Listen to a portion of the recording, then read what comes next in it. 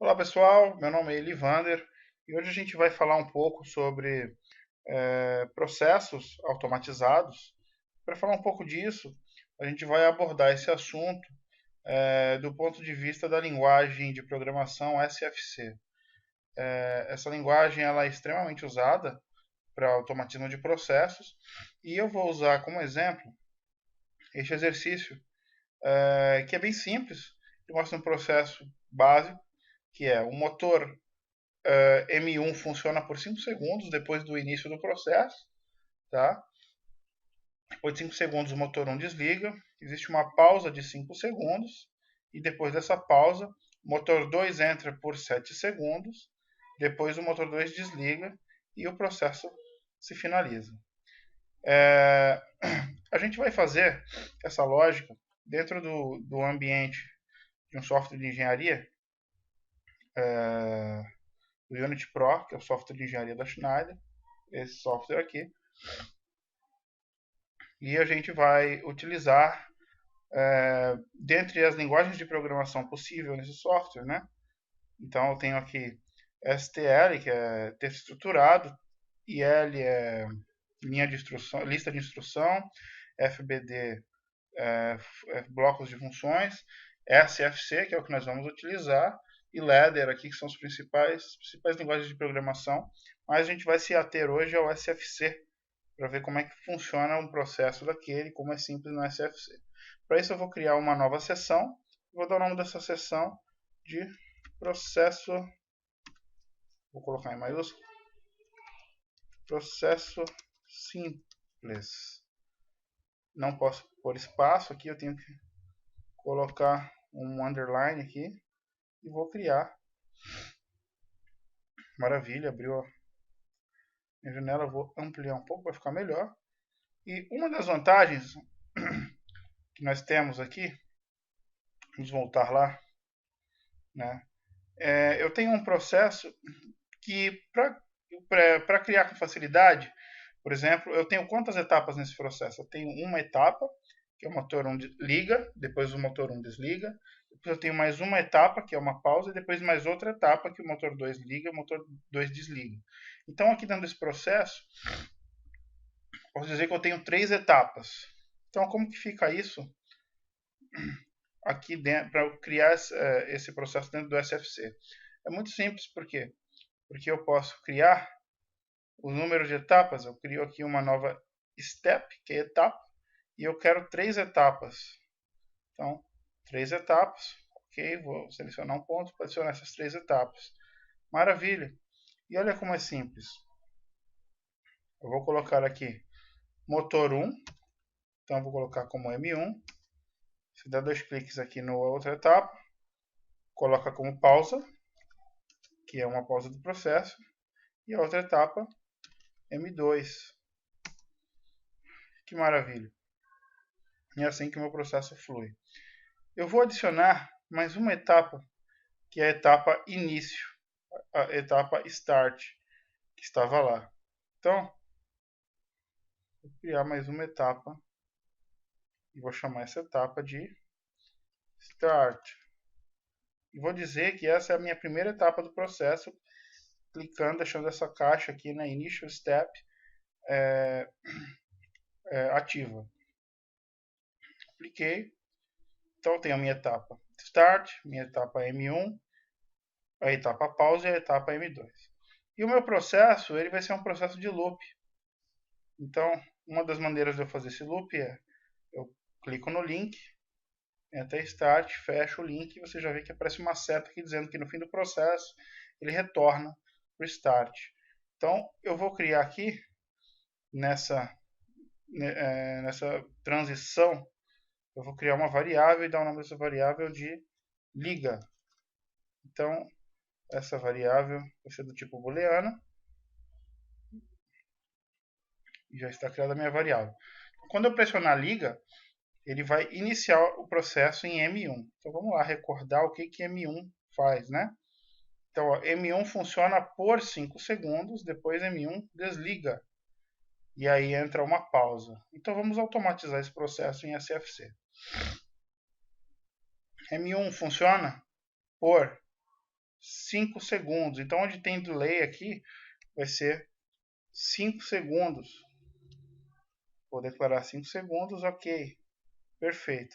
Então, esse bloco, ele vai esperar, o delay é o atraso, ele vai esperar 5 segundos e vai tomar uma atitude.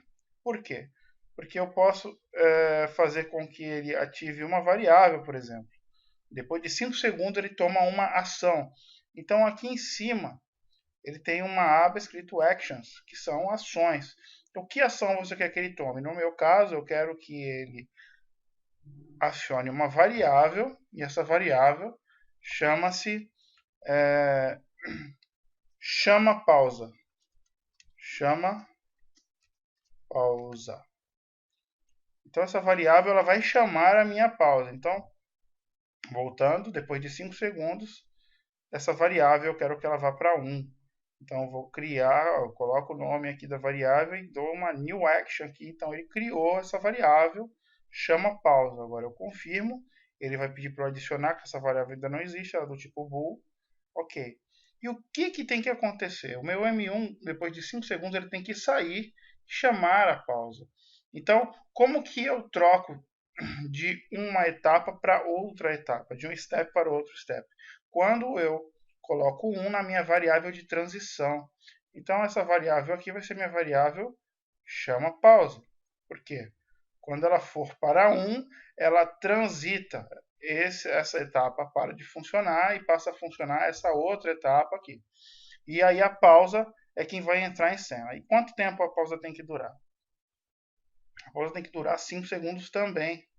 Então, o que nós vamos fazer? Praticamente o mesmo processo. Vamos dar 2 cliques em pausa aí nas propriedades, colocar 5S de 5 segundos e ele vai acionar uma outra variável, que vai ser a chama motor 2. Então, quando acabar a pausa, essa variável vai para 1 e ela vai chamar o motor 2. Então, new action, chama o motor 2, quando der OK, ele vai pedir para adicionar essa variável.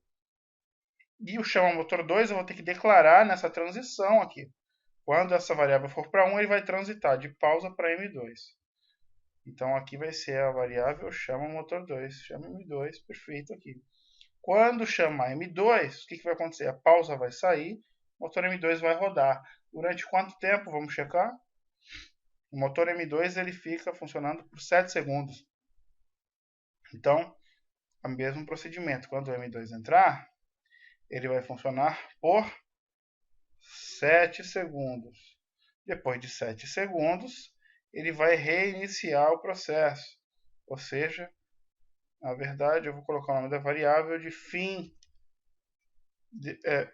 Fim, só fim. Então, fim, criei o nome dessa variável. Ok, ele vai pedir para adicionar essa variável.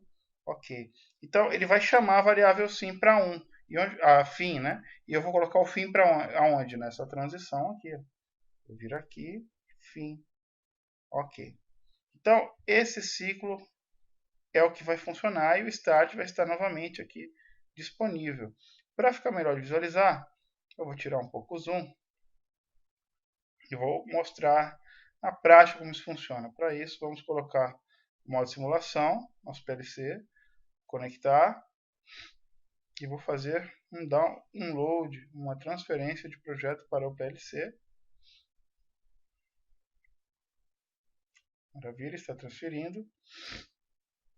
Já estou online e a cara do processo é essa. O start fica ativo, eu não declarei nada nele. Quando eu der 1 nessa variável, aqui que é a variável liga, ele vai transitar daqui para cá e vai começar o meu processo. Daí para frente ele vai agir sozinho, porque eu já deixei tempos pré-definidos, né? Então vou vir aqui modificar valor e vou jogar para 1 a variável. E aí ele começou aqui, ó, ligou o M1. Depois de 5 segundos sai M1, entra a pausa. Depois de 5 segundos sai a pausa, entra M2. Depois de 7 segundos, o M2 sai, o processo volta no loop e fica o start novamente disponível. Então, isso aqui é o básico para vocês entenderem do processo. Um detalhe, cada etapa que você cria no teu processo, ele automaticamente gera 4 variáveis, tá? Que são variáveis derivadas desses blocos. Então, se você vir aqui, ó, em Derived Variables, dá 2 cliques aqui, você vai ver todos os seus blocos, o bloco M1, M2, pausa, processo simples e start. Aqui, na verdade, o processo simples é o nome da minha section, ele não está contando exatamente aqui, mas você vai ver que ó, no M1 ele criou 4 variáveis, tá? Essa aqui é a variável tempo, então o tempo quando ele está passando, essa variável está aqui sendo ativa, existe um tempo correndo aqui dentro. Existe o M1.x, então quando você for chamar a variável, você chama ela, o nome do bloco, ponto, o que está aqui. Tá? Então, M1.x ele vai para 1 quando o bloco está ativo. Quando ele transita para o outro bloco, esse bloco volta para 0 e a variável .x volta a ser 0. Tá? Então, todas elas têm a mesma estrutura de 4 variáveis internas. E aí, você querendo ativar um motor, você pode linkar essa variável M1.x para acionar o teu motor no campo motor 1 e M2.x para acionar o motor 2. E aí você pode usar uma comunicação, Modbus, enfim, qualquer tipo de comunicação, ou até um cartão de I/O, e você fazer o controle dos seus motores. Então, pessoal, é isso. O objetivo foi mostrar um pouco de como funciona o SFC, tá? E é muito mais amigável esse tipo de linguagem quando a gente está trabalhando com roteiros, tá? Sequenciais. Sequential function. Quando você tiver alguma dúvida, você vem aqui até uma variável aqui, um bloco, qualquer coisa, e pressiona F1, SFC Editor, certo? E aqui ele mostra o Sequential Function Chart, que seria mais ou menos uma função de sequências gráficas, né? De uma maneira gráfica, ele mostrando isso para a gente. Então, fica um pouco de como funciona o SFC e a gente se encontra na próxima videoaula para abordar um pouco mais de profundidade esse assunto. Até mais, até a gente se encontra na próxima videoaula. Meu nome é Elivander e muito obrigado por ter assistido.